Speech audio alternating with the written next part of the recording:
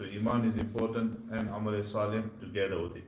Only Iman but there is no Amal Salih, there is no good deeds, then that Iman is questionable. Then Al-Iman Yazid wa Yanqus. Imam Bukhari rahmatullahi alayhi brought an entire chapter in his book Sahih al-Bukhari saying that Iman increases and decreases. The Iman increases through good deeds. When a person does good deeds daily, his Iman becomes stronger and stronger and stronger. And when a person neglects or does evil deeds or does not fulfill the obligations of deen, then his Iman decreases. And his Iman becomes weaker and weaker and weaker to the extent that he himself starts doubting his Iman.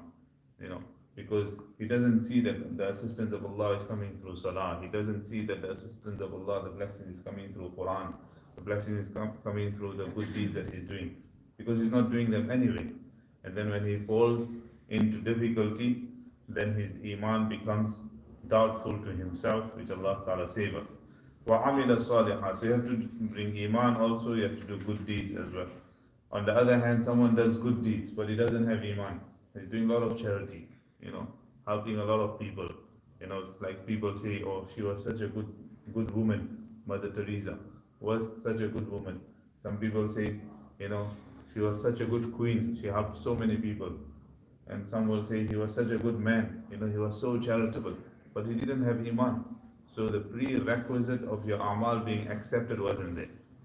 So you can come into this country and you can do everything. You can open a business, you can start driving a car, everything, but you don't have license, you don't have visa, you don't have passport, you've jumped the border.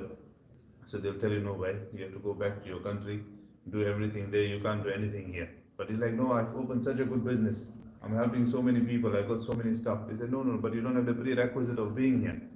So the prerequisite of getting into Jannah is Iman. Of being accepted in the court of Allah subhanahu wa ta'ala is Iman. And a person who doesn't have Iman, in reality is causing treason with Allah subhanahu wa ta'ala.